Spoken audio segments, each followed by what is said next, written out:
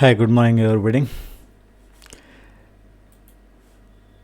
Previous క్లాస్లో మనం అసలు మన డాష్బోర్డ్ని ఏ విధంగా యాక్సెస్ చేయాలి, మన ప్రోగ్రామ్ మోడల్ ఏ విధంగా ఉంటుంది అన్నది ఆ ఫ్లో చార్ట్ చూసుకుంటూ వద్దాం.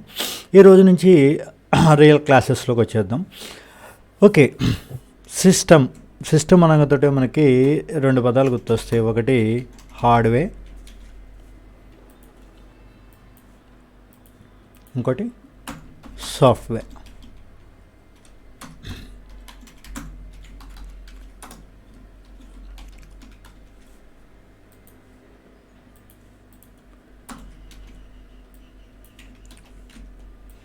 ఐడియా ఉందా దీని గురించి ఎవరికైనా? హార్డ్వేర్ అంటే ఏంటి, సాఫ్ట్వేర్ అంటే ఏంటి?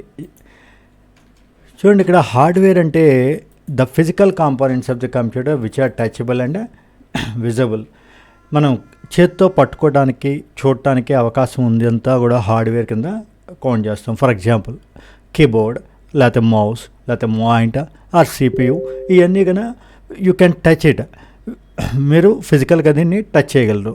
సో దాన్ని హార్డ్వేర్ అంటున్నాడు. వేరే అలా కాకుండా సాఫ్ట్వేర్ అంటే ఏంటంటే set of programs, it's invisible. ఇప్పుడు for example windows operating system, లేకపోతే వర్డ్, ఎక్సెల్, ఇవన్నీ కూడా ఏంటి, సాఫ్ట్వేర్స్.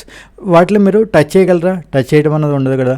సింపుల్గా చెప్పాలంటే మనకి ఇంకా ఈజీగా అర్థం అవ్వాలంటే దీన్ని ఒక కంపారిజన్ తీసుకోండి. ఫర్ ఎగ్జాంపుల్ మన హ్యూమన్ బాడీ అనేది హార్డ్వేర్ అనుకోండి. వేరే మన యొక్క ఐక్యూ ఏదైతే ఉందో, ఐక్యూ అంటే ఏది, ఇంటెలిజెంట్ కోషన్సీ. సో ఈ ఇంటెలిజెన్స్ కోషన్సీ ఏదైతే ఉందో అది ఇన్విజిబుల్. ఫర్ ఎగ్జాంపుల్ ఒకరిని చూసి మీరు ఎంత హైట్ ఉన్నాడు, ఎంత వెయిట్ ఉన్నాడు, ఎన్ని కేజీలు ఉన్నాడు, ఎర్రగా ఉన్నాడా, తెల్లగా ఉన్నాడా, మహేష్ బాబులాగా ఉన్నాడా, సంపూర్ణేష్ బాబులాగా ఉన్నాడా అన్నది యూ కెన్ ఈజీలీ సే. వేరే అలా కాకుండా వాడిని చూడంగాతోటే వాడి యొక్క నాలెడ్జ్ ఏంటి, వాడి యొక్క ఎక్స్పీరియన్స్ ఏంటి, వాడి యొక్క ఇంటెలిజెన్స్ లెవెల్స్ ఏంటి అన్నది మనం చెప్పలేం కదా, అది ఇన్విజిబుల్. సో సిమిలర్లీ ఇక్కడ కూడా అంతే. సిస్టమ్ చూడంగాతోటే దానికి కీబోర్డ్ ఉందా, మౌస్ ఉందా, లేకపోతే మానిటర్ ఏముంది అనేది యూ కెన్ ఈజీలీ సీ. వేరే అలా కాకుండా సాఫ్ట్వేర్ వచ్చేప్పటికీ అది ఇన్విజిబుల్, కంటికి కనపడదు. సో కరెక్ట్గా మనకి అది జనరల్ యూసేజ్లో మనం చెప్పే టెర్మినాలజీ. కానీ క్లియర్గా మనకి దీనికి ఒక డెఫినేషన్ రాసుకోవాలి అంటే కనుక hardware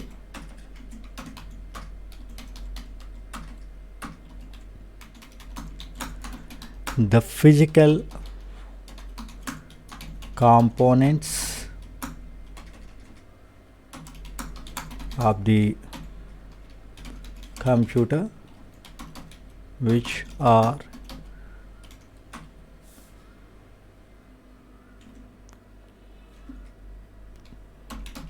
touchable and visible, used to make up the computer installation. ఒక కంప్యూటర్ని తయారు చేయాలంటే మనకి ఏ కాంపోనెంట్స్ అయితే కావాలో వాటిలన్నింటినీ కూడా హార్డ్వేర్ కింద చెప్పుకుంటాం అన్నది జరుగుతుంది. అంటే దీనికి ఎగ్జాంపుల్ ఏంటి,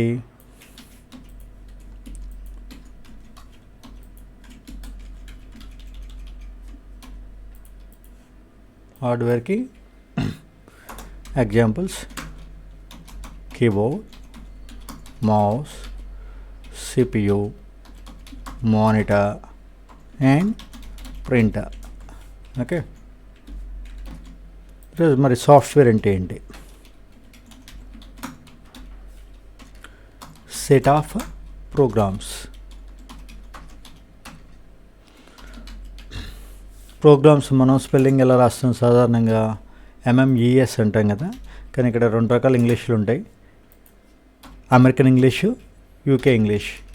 అమెరికన్ ఇంగ్లీష్లో కొద్దిగా స్పెల్లింగ్స్ డిఫరెంట్గా ఉంటాయి. మనం ఏ ఇంగ్లీష్ వాడేది, మనకంటూ ఒక ఇంగ్లీష్ ఏం లేదు కదా. యూకే వాడు అన్ని సంవత్సరాలు మనం పరిపాలించిన తర్వాత వాడి ఇంగ్లీషే మనకు వస్తుంది కదా. సో మనది యూకే ఇంగ్లీష్ అంటాం. సో దీనికి కొన్ని స్పెల్లింగ్స్ కొద్దిగా డిఫరెంట్గా ఉంటాయి. అయితే కంప్యూటర్ రిలేటెడ్ వచ్చేప్పటికి ప్రోగ్రామ్ అంటే అనే వాడుతుంటారు ఎక్కువగా. సో జనరల్ యూసేజ్లో ఇలా. Okay, come back. సో ఇక్కడ సెట్ ఆఫ్ ప్రోగ్రామ్స్ అంటే ఒక సాఫ్ట్వేర్ అంటున్నాం. అసలు ప్రోగ్రామ్ అంటే ఏంటి మరి? ప్రోగ్రామ్ అంటే సెట్ ఆఫ్ ఇన్స్ట్రక్షన్స్.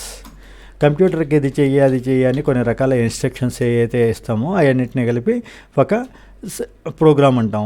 ఇలాంటి కొన్ని సెట్స్ ఆఫ్ ప్రోగ్రామ్స్ కలిపి ఒక సాఫ్ట్వేర్ కింద చెప్తాం. అంటే ఫర్ ఎగ్జాంపుల్ ఒక స్టూడెంట్స్ మార్క్స్ లిస్ట్ ఉందనుకోండి, వాడి రిజల్ట్ని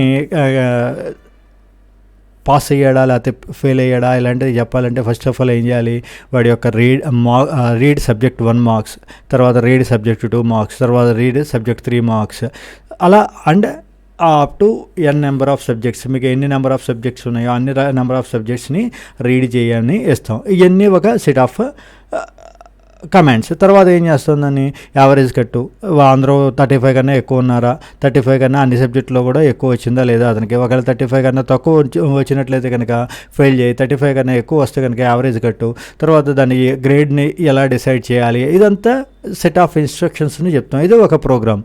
ఇలాంటివి కొన్ని ప్రోగ్రామ్స్ కలిపితే ఒక సాఫ్ట్వేర్ కింద చెప్పడం అనేది జరుగుతుంది. ఓకే, సో ఇది బేసికల్గా మనకి హార్డ్వేర్కి సాఫ్ట్వేర్కి ఉన్న డిఫరెన్స్. దీనికి ఎగ్జాంపుల్స్ ఏంటి, Windows, MS office,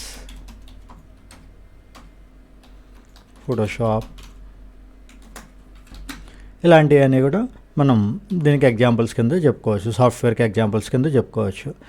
okay, so ఇక్కడ హార్డ్వేర్ సాఫ్ట్వేర్ ఏం చెప్తున్నాం, రెండు సిస్టమ్ అనగాతోటే మనకి కంప్యూటర్,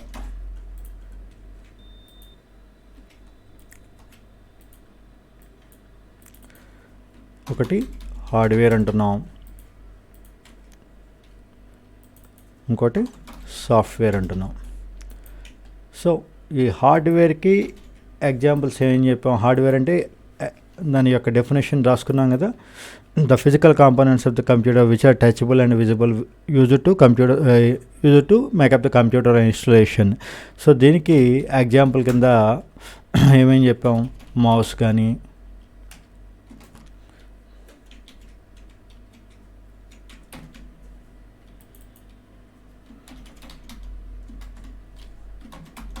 కీబోర్డ్,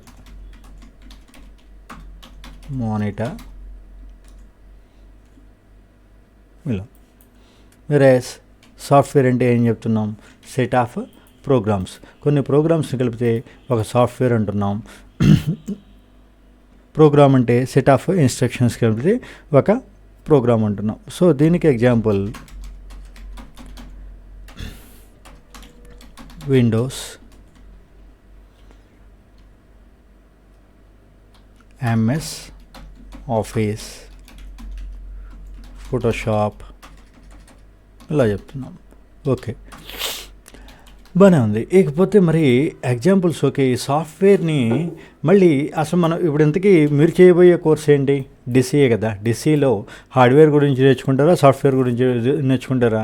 ఇప్పుడు మీరేమి స్క్రూ డ్రైవర్లో ఇవి పట్టుకొని సిస్టమ్ని బాగు చేయటమో లేకపోతే తయారు చేయటమో చేయట్లేదు కదా. మీరు జస్ట్ కీబోర్డ్ ద్వారా, మౌస్ ద్వారా సిస్టమ్ని ఆపరేట్ చేసి మీకు కావాల్సిన ప్రోగ్రామ్స్ని రన్ చేసుకుంటారు. సో దీన్ని ఏమంటున్నాం అంటే సాఫ్ట్వేర్. సో మీరు చేయబోయే కోర్సు సాఫ్ట్వేర్. వేరేజ్ హార్డ్వేర్ అంటే కంప్యూటర్ని బాగు చేయటం కానీ, తయారు చేయడం కానీ, రిపేర్ చేయడం కానీ, ఇలాంటివన్నీ కూడా హార్డ్వేర్ రిలేటెడ్లోకి వస్తాయి. అంటే అందులో ఒక మదర్ బోర్డ్ అంటే ఏంటి, అదేవిధంగా సిపియు అంటే ఏంటి, హార్డ్ డిస్క్ని ఎలా ఫిక్స్ చేయాలి, ఇలాంటివన్నీ కూడా హార్డ్వేర్ కోర్సెస్లో వాటిలో నేర్చుకుంటూ ఉంటారు. వేరే సాఫ్ట్వేర్కి వచ్చేప్పటికి సిస్టమ్ని ఎలా ఆపరేట్ చేయాలి, మీరు ఒక రెజ్యూమ్ని తయారు చేయాలంటే ఎలా చేయాలి, ఫోటో యొక్క బ్యాక్గ్రౌండ్ని మార్చాలంటే ఏం చేయాలి, ఒక పేరోల్ స్లిప్ తయారు చేయాలంటే ఏంటి, ఇవన్నీ కూడా మనం సాఫ్ట్వేర్ కోర్సెస్లో నేర్చుకుంటాం. ఈ సాఫ్ట్వేర్ని మళ్ళీ తిరిగి మనం 2 టైప్స్ కింద డివైడ్ చేయొచ్చు.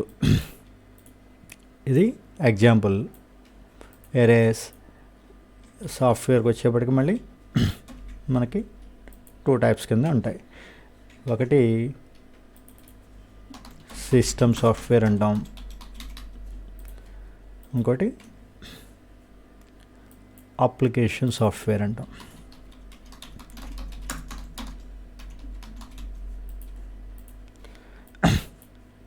ఓకే,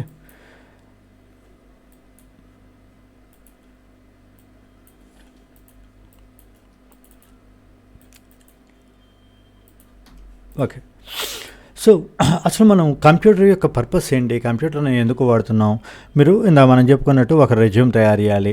ఆ రెజ్యూమ్ తయారు చేయాలంటే కనుక మనకేం కావాలి, ఎంఎస్ వర్డ్ అన్న ప్యాకేజ్ కావాలి. అదే ఒక పేరోలో లేకపోతే కరెంట్ బిల్స్ లేకపోతే ఏదైనా క్యాల్కులేషన్స్ పర్పస్ తయారు చేయాలి, దానికి ఏం కావాలి, ఎక్సెల్ కావాలి.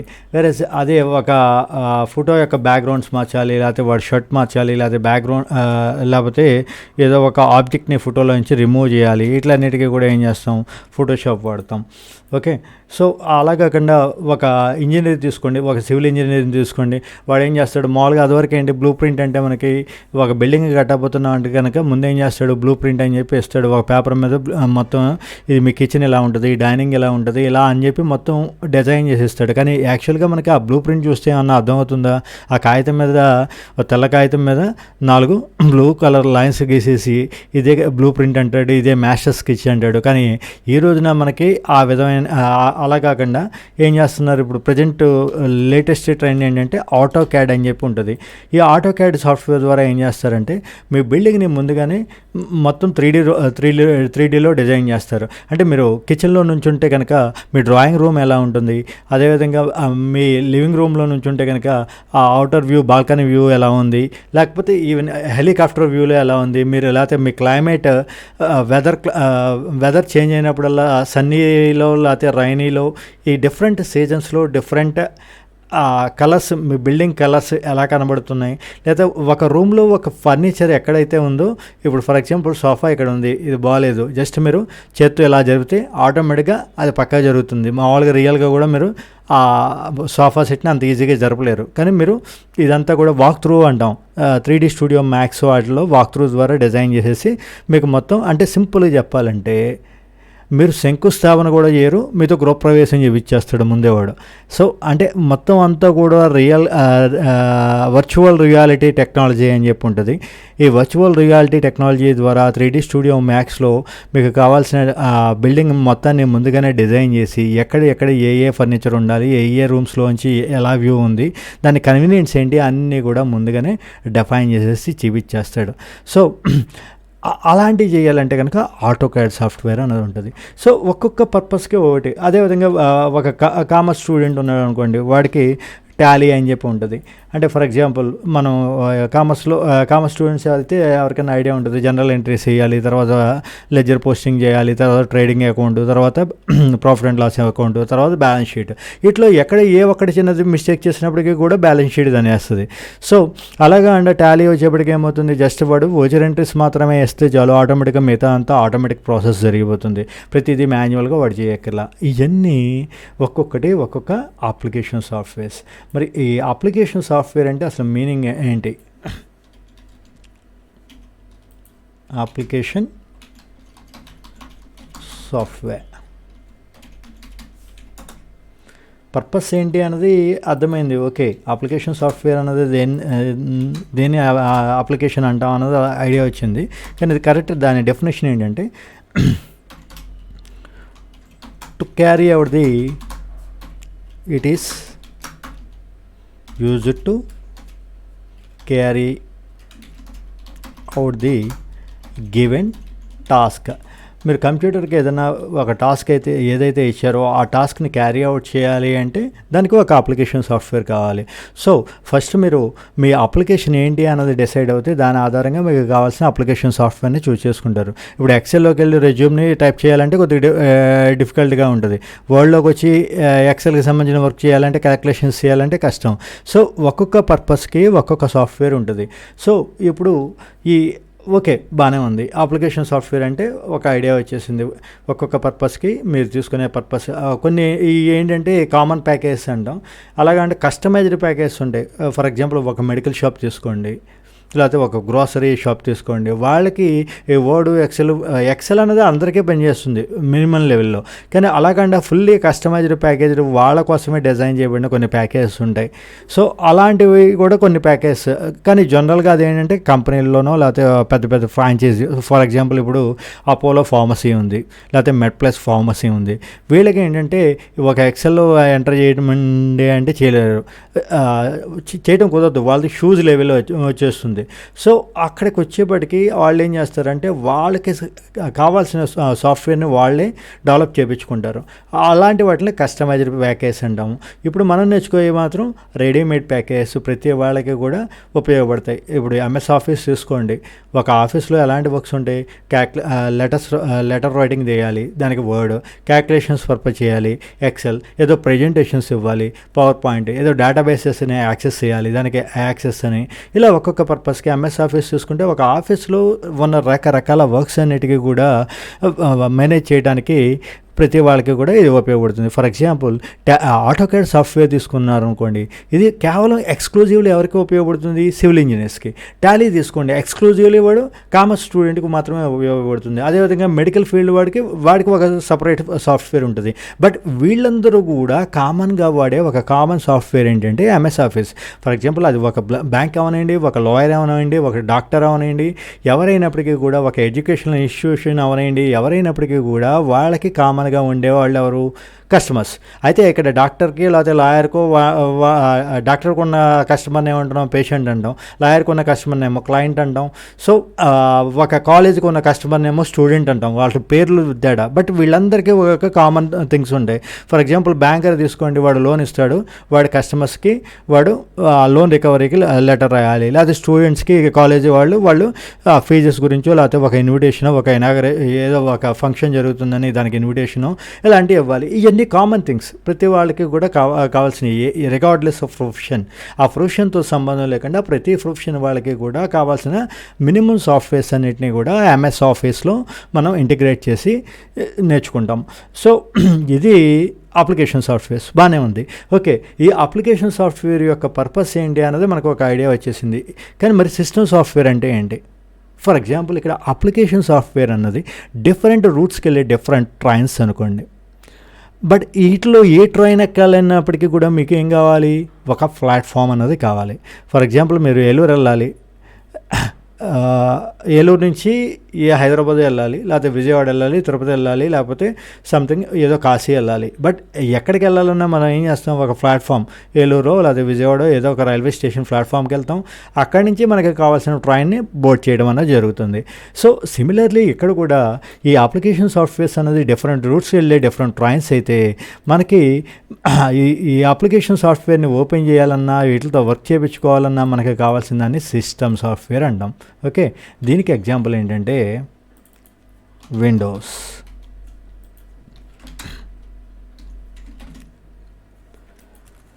ఓకే, దీనికి ఓన్లీ విండోసే కాకుండా ఇంకా నెంబర్ ఆఫ్ ఉంటాయి. మనకి బాగా వెల్ నోన్ ఏంటంటే విండోస్, కాబట్టి విండోస్ ఫస్ట్ ఇచ్చాను.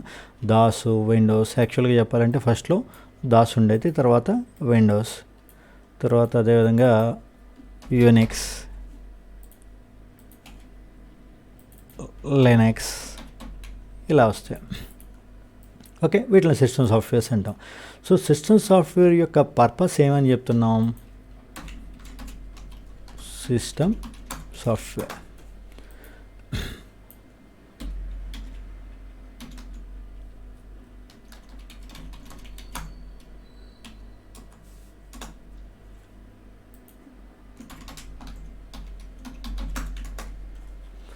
సిస్టమ్ సాఫ్ట్వేర్ యొక్క purpose, it is used to just a minute pass. దానికి ఎగ్జాంపుల్స్ కూడా ఇచ్చేద్దాం కింద. Word, Excel, Photoshop, Tally, AutoCAD. Okay, ఇప్పుడు మళ్ళీ దీన్ని మార్చేసి మనకి ఇప్పుడు ఏం కావాలి, సిస్టమ్ సాఫ్ట్వేర్.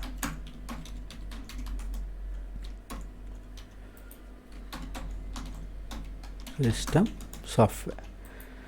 సిస్టమ్ సాఫ్ట్వేర్ అంటే పర్పస్ ఏమని చెప్తున్నాం, it is used to open an application software. అదే కాకుండా అండ్ టు కంట్రోల్ ద సిస్టమ్ని కంట్రోల్ చేయడం కూడా దీని బాధ్యతే. అంటే ఫర్ ఎగ్జాంపుల్ ఇక్కడ నుంచి మనం ఏదో ఒక ప్లేస్కి వెళ్ళాలి అంటే మనం ఏం వాడతాం, ఒక వెహికల్ వాడతాం, అది బైకో లేకపోతే కారో, whatever it may be. దాని యొక్క బైక్ యొక్క మెయిన్ పర్పస్ ఏంటి, టు రీచ్ ద డెస్టినేషన్. మీరు వెళ్ళాలి అనుకున్న డెస్టినేషన్కి మిమ్మల్ని చేరవేయడానికి అది బైక్ ఉపయోగపడుతుంది. ఓకే, బాగానే ఉంది. అదేవిధంగా సిస్టమ్ సాఫ్ట్వేర్ కూడా మనకి కావాల్సింది ఏం కావాలి, వర్డ్ కావాలి, లేకపోతే ఎక్సెల్ కావాలి. ఫర్ ఎగ్జాంపుల్ వర్డ్ కావాలి, స్టార్ట్ మెనూలోకి వస్తున్నాం, వర్డ్ అని టైప్ చేస్తాం, వర్డ్ ఓపెన్ అవుతుంది. మళ్ళీ ఎక్సెల్ కావాలి, స్టార్ట్ మెనూలోకి వస్తాం, ఎక్సెల్ అని చెప్పి కొడతాం, ఎక్సెల్ ఓపెన్ అవుతుంది. స్టార్ట్ మెనూలోకి వస్తాం, పెయింట్ అని కొడతాం, పెయింట్ బ్రష్ ఓపెన్ అవుతుంది. అంటే ఇవన్నీ కూడా ఇలా డిఫరెంట్ రూట్స్ వెళ్ళే ట్రాయిన్స్ అని చెప్పి చెప్పుకున్నాం. ఓకే, సో ఈ డిఫరెంట్ రూట్స్ వెళ్ళే ట్రాయిన్స్కి ప్లాట్ఫామ్ ఏంటి, స్టార్ట్ మెనూ. కీబోర్డ్ మీద స్టార్ట్ అని చెప్పి కొడితే ఆటోమేటిక్గా ఇక్కడ స్టార్ట్ మెనూ ఓపెన్ అవుతుంది. ఇప్పుడు ప్రజెంట్ నేను వాడే వెర్షన్ ఏమో విండోస్ 11. మీ సిస్టమ్స్లో 7 కానీ 10 కానీ అలా ఉన్నట్లయితే కనుక కొద్దిగా ఇంటర్ఫేస్ డిఫరెంట్గా ఉంటుంది. ఇక్కడ ఉండే బటన్ వచ్చి ఈ మూల ఉంటుంది అంతే. కీబోర్డ్ కమాండ్స్ మాత్రం అయ్యే కమాండ్స్ ఉంటాయి, ఇంటర్ఫేస్ డిఫరెంట్గా ఉంటుంది అంతే. ఓకే, సో ఇక్కడ మెయిన్ టాపిక్ ఏంటి, ఈ వెహికల్ యొక్క టార్గెట్ ఏం చెప్తున్నాం, to reach the destination. Okay, destination reach చేయడానికి బైక్ కావాలి, కానీ అట్ ద సేమ్ టైం ఏం చేయాలి, అది బైక్ దాన్ని ఆ సిస్టమ్ని మొత్తాన్ని కంట్రోల్ చేయాలి. దానికి ఒక బ్రేకు, దానికి ఒక యాక్సలరేటర్, స్పీడ్గా వెళ్ళడానికి యాక్సలరేటరు, దాన్ని ఎవరన్నా అడ్డొస్తే కనుక బండి ఆపాలంటే కనుక బ్రేకు, ఇదా క్లచ్ మార్చాలంటే యాక్సలరేటరు, ఇలా అన్ని సిస్టమ్స్ అంటే మనం వెళ్ళటానికి ఏ విధంగా ఉపయోగపడుతుందో కంట్రోల్ చేయడానికి కూడా కావాల్సిన సిస్టమ్ అంతా కూడా దాంట్లోనే ఇంటిగ్రేట్ చేయాలి. సో ఇప్పుడు మనకి వర్డ్ ఓపెన్ చేస్తున్నాం, ఎక్సెల్ ఓపెన్ చేస్తున్నాం, ఫోటోషాప్ ఓపెన్ చేస్తున్నాం, ఇవన్నీ కూడా ఏం చేయాలి, అది కంట్రోల్ చేసుకుంటూ ఉండాలి. మెమరీ రిసోర్సెస్ని కంట్రోల్ చేయాలి.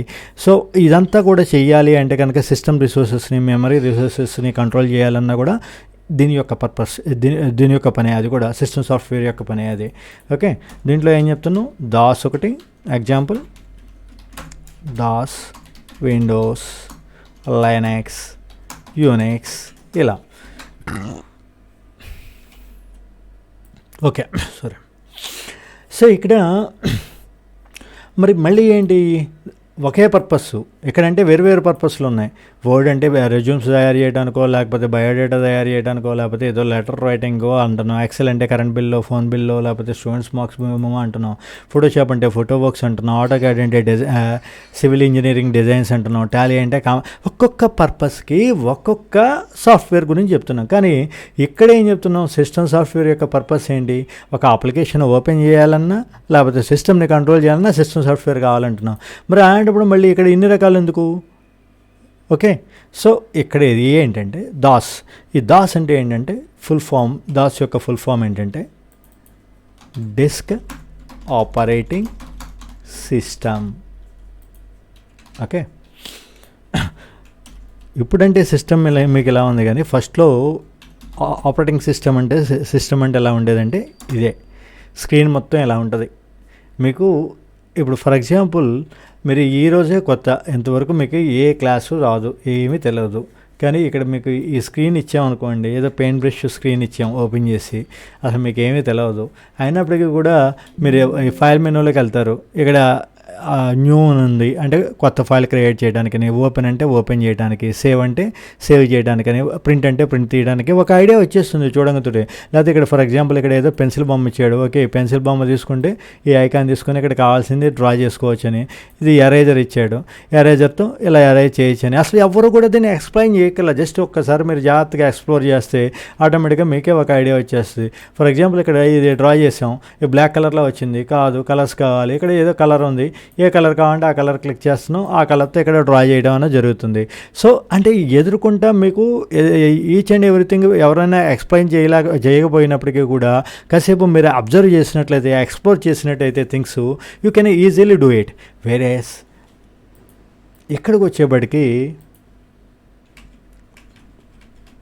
దాస్ ఆపరేటింగ్ సిస్టమ్ ఉంది, ఇలా ఇచ్చాం, మీకు ఏమీ తెలియదు, ఫస్ట్ డే ఇది ఏమైనా చేయగలరా, ఒక్క పనైనా చేయగలరా? ప్రతిదానికి కూడా కొన్ని కమాండ్స్ ఉంటాయి. అసలు మన ఫైల్స్ ఏమి చూడాలంటే డిఆర్ అని ఉంటుంది, ఒక ఫైల్ని క్రియేట్ చేయాలంటే కాపీ కాన్ అని ఉంటుంది, దాంట్లో మ్యాటర్ దాన్ని సేవ్ చేయడానికి ఏమో F6 అనే కమాండ్ ఉంటుంది. ఇలా ఒక్కొక్క పర్పస్కే ఒక్కొక్కటి ఉంటుంది. స్క్రీన్ మొత్తం క్లియర్ చేయాలంటే CLS అని చెప్పి ఉంటుంది. ఇలా ఒక్కొక్క పర్పస్కి ఒక్కొక్క కమాండ్. ఈ కమాండ్స్ ఇవన్నీ సింటాక్స్ అంటాం. వీటిలో ఒక్క సింటాక్స్ తెలవకపోయినప్పటికీ కూడా అసలు ముందు అందులో నుంచి బయటకు వచ్చేయాలన్నా ఎగ్జిట్ అనే కమాండ్ వాడాలి. సో వీటిలో ఏ కమాండ్స్ తెలవకపోయినప్పటికీ కూడా మీరు ఆ వర్క్ని చేయలేరు. దీన్ని ఏమంటామంటే CUI అంటాం. ఇది దాస్ ఆపరేటింగ్ సిస్టమ్ అన్నది ఏంటంటే CUI అంటే ఏంటంటే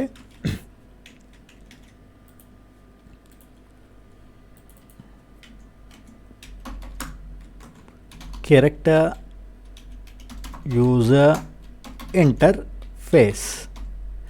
ఇంటర్ఫేస్ అంటే ఏంటి? మధ్యవర్తి. అంటే ఫర్ ఎగ్జాంపుల్ ఎవరికి మధ్యవర్తి? హార్డ్వేర్కి, సిస్టమ్కి, మనకి. అంటే మనకి అర్థమయ్యే భాష ఏంటి? అది తెలుగు, ఇంగ్లీష్, అది ఏదన్నది కదా హై లెవెల్ లాంగ్వేజ్ అంటాం. మనం మాట్లాడే భాషని హై లెవెల్ లాంగ్వేజ్ అంటాం. సిస్టమ్కి అర్థమయ్యే లాంగ్వేజ్ని మిషన్ లాంగ్వేజ్ అంటాం. ఎందుకని సిస్టమ్కి మిషన్ లాంగ్వేజ్ వేరే ఉంటుంది, మన లాంగ్వేజ్ దానికి ఎందుకు ప్రొవైడ్ చేయలేదు ఏంటి ఇవన్నీ అనేది పీజీడీసీఏ క్లాసెస్లో వాటిలో లాంగ్వేజ్ నేర్చుకునేటప్పుడు డీటెయిల్గా వాటి గురించి వస్తుంది. లేకపోతే మనం థియరీ పార్ట్లో తర్వాత చూసుకుందాం. ఈరోజు అవన్నీ చెప్తే మనకి మళ్ళీ కాంప్లికేట్గా అయిపోతుంది. సో జస్ట్ అన్నప్రస్తున్నాడు ఒక ఫారెక్స్ తినండి కానీ అవకాయ వద్దు. ఇప్పుడు తర్వాత క్లాసెస్లో చూద్దాం వాటి గురించి. సింపుల్గా ఒకటే గుర్తుంచుకోండి. ఒకటి, ఇంటర్ఫేస్ అంటే సిస్టమ్కి మన లాంగ్వేజ్ తెలియదు, మనకే సిస్టమ్ లాంగ్వేజ్ తెలియదు. కాబట్టి ఇద్దరి మధ్యలో ఒక మధ్యవర్తి ఇంటర్ఫేస్ అన్నవాడు ఉండాలి. వాడు ఎలా ఉంది? దాస్ అంటే క్యారెక్టర్స్ రూపంలో ఉంటుంది. మనం ఏదన్నా కంప్యూటర్కి చెప్పాలన్నా క్యారెక్టర్స్ రూపంలో చెప్పాలి. వాడు మళ్ళీ ఎదురుగా ఏదన్నా సిస్టమ్ నుంచి మనకి రిప్లై ఇవ్వాలన్నా కూడా వాడు కూడా క్యారెక్టర్స్ రూపంలోనే ఇస్తాడు. వేరే అలా కాకుండా విండోస్ అన్నది ఏమంటామంటే, దీన్ని ఏమంటామంటే GUI అంటాం, graphical user interface. Graphical user interface. Okay. So దీంట్లో ఉన్న బ్యూటీ ఏంటంటే ప్రతిదానికి కూడా ఐకాన్స్ ఉంటాయి. ఓకే. ఫర్ ఎగ్జాంపుల్ ఇప్పుడు వర్డ్ ఓపెన్ చేయండి.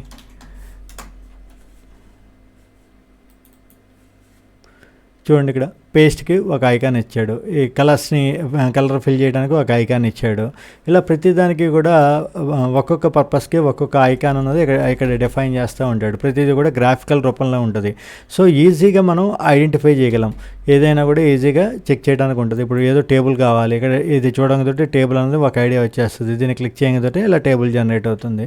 సో దీనికి వేరే కమాండ్స్ గుర్తుంచుకోవాల్సిన పని లేదు. ఏ ఐకాన్ కావాలంటే ఆ ఐకాన్ మీద క్లిక్ చేస్తే ఆ ఐకాన్ రిలవెంట్ థింగ్స్ ఓపెన్ అవుతాయి. అందులో నుంచి మనకు కావాల్సిన మ్యాటర్ అనేది టైప్ చేసుకుంటాం. సో ఇది సింపుల్ గ్రాఫికల్ యూజర్ ఇంటర్ఫేస్ అంటాం. ఇది అంటే ఫస్ట్లో దాస్ ఆపరేటింగ్ సిస్టమే ఉండేది, తర్వాత వాడే, అది కూడా మైక్రోసాఫ్ట్ వాడిదే, బిల్ గేట్స్ డెవలప్ చేసిందే. ఓకే. మైక్రోసాఫ్ట్ ఈ పేరు విన్నవాళ్ళు ఎవరో ఉండరు కదా, కంప్యూటర్ వచ్చినా రాకపోయినా మైక్రోసాఫ్ట్ అన్న పదం ప్రతి వాళ్ళు అనేదే కదా. సో ఈ మైక్రోసాఫ్ట్ ఆపరేటింగ్ సిస్టమ్స్లో బాగా పాపులర్ వన్ ఏంటంటే ఫస్ట్లో దాస్, ఆ తర్వాత దీన్ని డెవలప్ చేసి విండోస్లోకి తీసుకొచ్చారు. ఇది GUI ఇంటర్ఫేస్. మళ్ళీ తిరిగి అయితే ఈ విండోస్లో కూడా డిఫరెంట్ వెర్షన్స్ గురించి చెప్తూ ఉంటాం. విండోస్ 95 ఉంటాం. వెర్షన్స్ వచ్చేప్పటికి 95 వెర్షన్. ఫస్ట్ ఏంటంటే విండోస్ 1, తర్వాత 2, తర్వాత 3.1, తర్వాత 95, తర్వాత 98, తర్వాత తర్వాత XP, తర్వాత 2K, తర్వాత విండోస్ 7, తర్వాత విండోస్ 10, ప్రజెంట్ విండోస్ 11. ఇవన్నీ కూడా వెర్షన్స్. ఓకే. ఈ డిఫరెంట్ వెర్షన్స్ అన్నీ ఉంటాయి.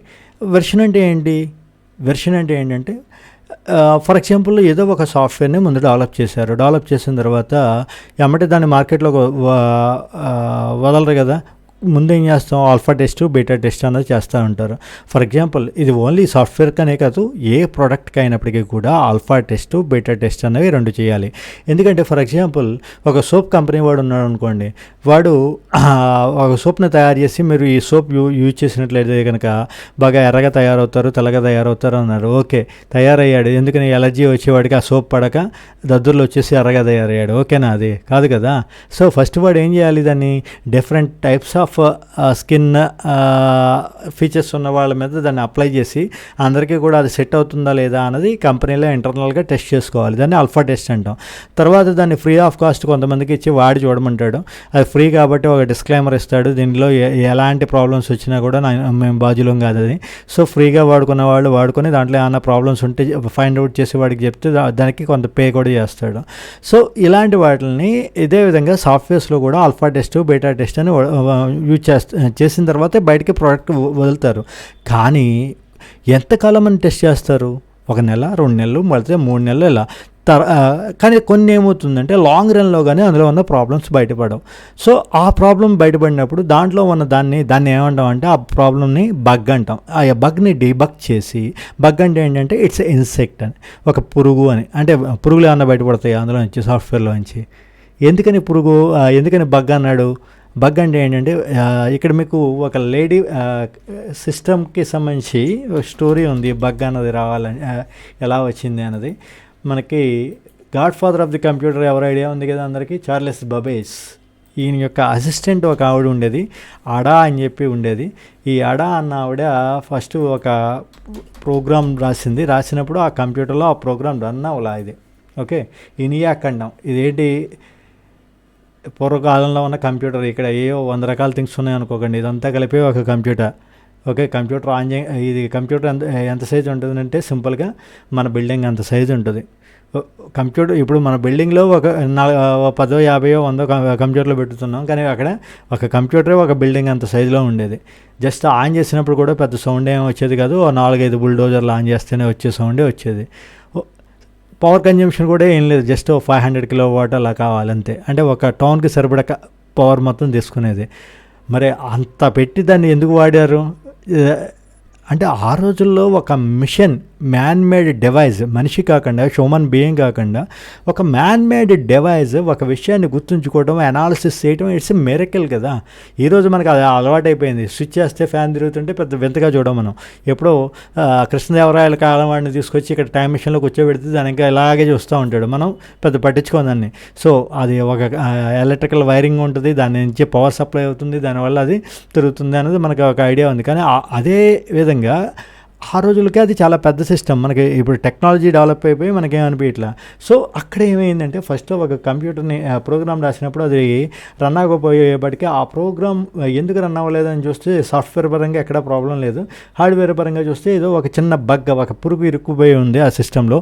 దాన్ని తీసేసి డీబగ్, నా ప్రోగ్రాంలో నా కంప్యూటర్లో ఒక బగ్ వచ్చింది, దాన్ని డీబగ్ చేసి రన్ చేశాక ఎగ్జిక్యూట్ అయిందని డైరీ రాసుకుంది. కొంతమందికి డైరీ రాసే అలవాటు ఉంటుంది కదా. సో అలా రాసినప్పుడు తర్వాత దాని గురించి ఐడియా లేని మహానుభావుడు ఎవడో ఆ డైరీ చదివి బగ్ అన్న పదానికి అర్థం తెలవనివాడు, ఓహో సాఫ్ట్వేర్ వాళ్ళందరూ కూడా కంప్యూటర్ ప్రోగ్రామ్స్, అప్పుడులో ప్రోగ్రామరు సాఫ్ట్వేర్ ఇంజనీర్ అని అనేవాళ్ళు కాదు, ఒక విధంగా సైంటిస్ట్ వాడు. ఓకే, మెసాలు గడ్డాలు పెంచేసుకొని దాన్ని ఆపరేట్ చేయాలి అనమాట, అంత నాలెడ్జ్ ఉండాల్సి వచ్చేది.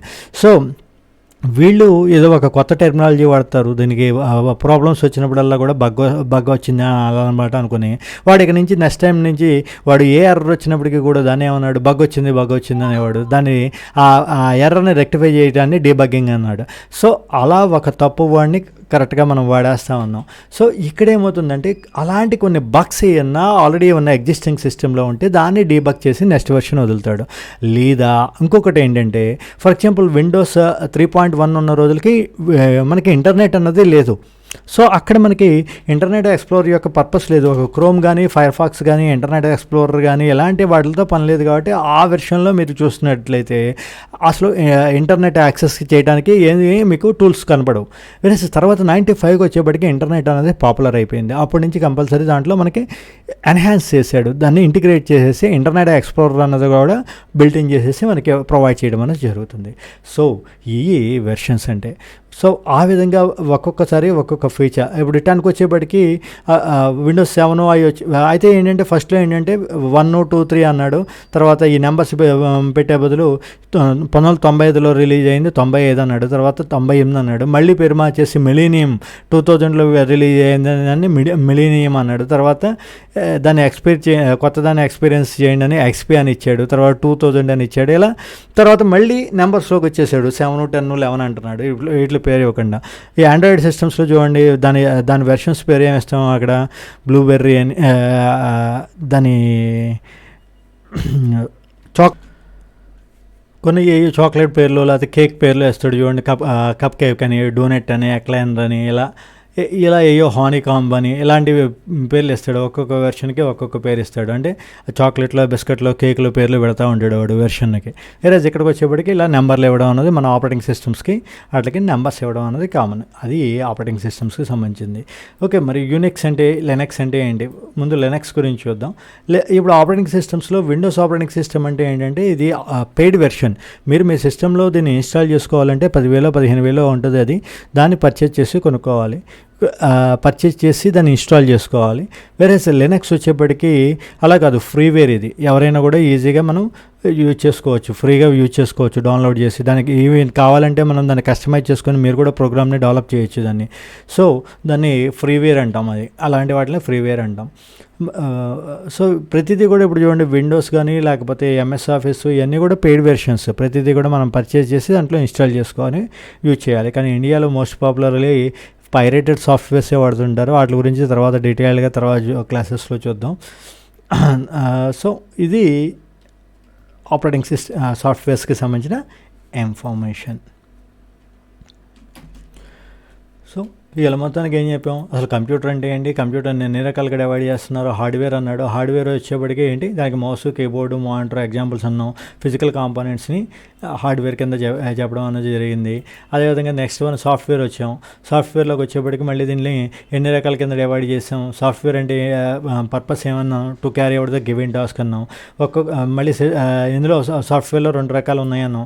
సిస్టమ్ సాఫ్ట్వేర్ ఒకటి, అదేవిధంగా next one application software. Application software యొక్క పర్పస్ ఏంటి, వర్డ్ కానీ ఎక్సెల్ కానీ ఇవన్నీ కూడా వీటి యొక్క పర్పస్ ఏంటి, ఒక్కొక్క పర్పస్కి ఒక్కొక్క సాఫ్ట్వేర్ అన్నది ఇక్కడ యూజ్ చేస్తూ ఉంటాం. లెటర్స్ టైప్ చేయడానికి వర్డ్, ఎక్సెల్ ఏమో క్యాల్కులేషన్స్కి, ఇలా ఒక్కొక్కటి చెప్పాం. అదేవిధంగా వీటిలో ఏ సాఫ్ట్వేర్స్ ఓపెన్ చేయాలన్నప్పటికీ కూడా మనకేం కావాలన్నా ఒక సిస్టమ్ సాఫ్ట్వేర్ కావాలన్నాం. ఈ సిస్టమ్ సాఫ్ట్వేర్స్లో విండోస్ అని, దాస్ అని, లెనక్స్, యూనిక్స్ వీటిలో ఉన్న డిఫరెన్సెస్ ఏంటి అన్నది చెప్పుకున్నాం.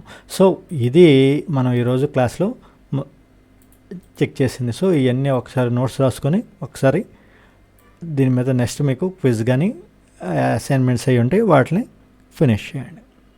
Thank you and have a nice day.